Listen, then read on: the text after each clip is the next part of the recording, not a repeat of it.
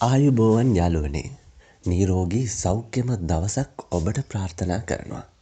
මේ දවස්වල හැම දෙනෙකුටම වගේ උණ සෙම්ප්‍රතිශ්‍යාව වැනි රෝග ලක්ෂණ තියෙනවා.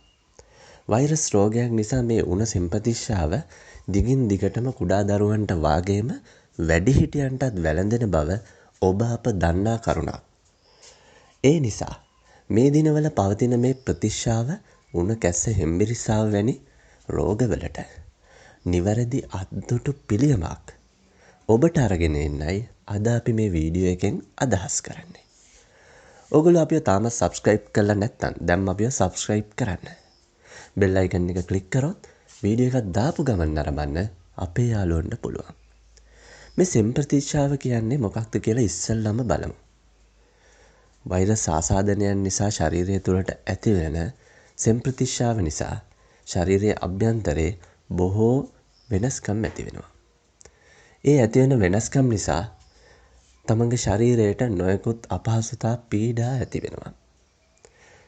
මුලින්ම උගුර කැසීම වැනි රෝග ලක්ෂණ පහළ කරලා ටික දවසකින් සොටු දියර ගැලීම උණ වැනි රෝග ලක්ෂණ ඔබට මතුවෙන්න පුළුවන්. ඉතින් මේක හරිම අපහසු තත්ත්වයක්.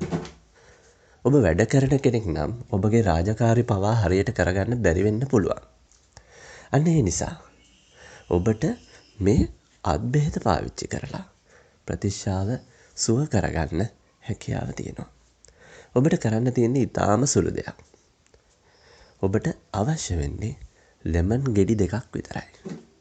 ලෙමන් ඕනෑ තරම් අපේ රටේ හොයාගන්න පුළුවන් පළතුරක්. මේ වීඩියෝ එක බැලුවට පස්සේ තමන්ගේ නිවසේ ලෙමන් ගහක් හදලා තිබ්බත් පාඩු නෑ කියලා ඕගොල්ලන්ට හිතෙන්න පුළුවන්. ඔබට නිතර ප්‍රතිශ්‍යාව හැදෙන කෙනෙක් නම් මෙය නිතර භාවිතා කරත් ගැටලුවක් නැහැ. ඔබට කරන්න තියෙන්නේ ලා මද රස්නේ උණු වතුර වීදුරුවක් අරගෙන ලෙමන් ගෙඩියක් මිරිකලා ලෙමන් තේ හැඳි 2ක් විතර ඒ උණු වතුර එකට කලවම් කරන එක. දිනකට 3 වතාවක් සැරින් සැරේ මේ විදිහට ලෙමන් වීදුරු 3ක් භාවිතා කළොත් ඔබට ප්‍රතිශ්‍යාව හැදීම 90%කින් වළක්වා ගන්න පුළුවන් කියලා වෛද්‍යවරු අදහස් පළ කරලා තියෙනවා. ඒ වගේම මෙය භාවිතා කළා ප්‍රතිඵල ලබා ගන්න අයත් ඕනෑ තරම් ඉන්නවා. ප්‍රතිශ්‍යාව හොඳටම වැළඳෙන්න කලින් උගුර කසාගෙන එනකොටම මේ ක්‍රමේ භාවිතා කරොත් ඔබට සෙම්ප්‍රතිශ්‍යාව වැළඳීම වළක්වා ගන්න පුළුවන්.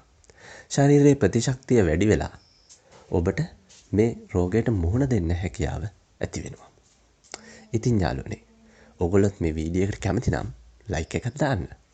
වීඩියෝ එක හොඳයි කියලා හිතෙනවා නම් ෂෙයා කරන්න. යාළුවොත් එක්ක මේක බෙදා ගන්න. ඔයාලට සුබ දවසක්.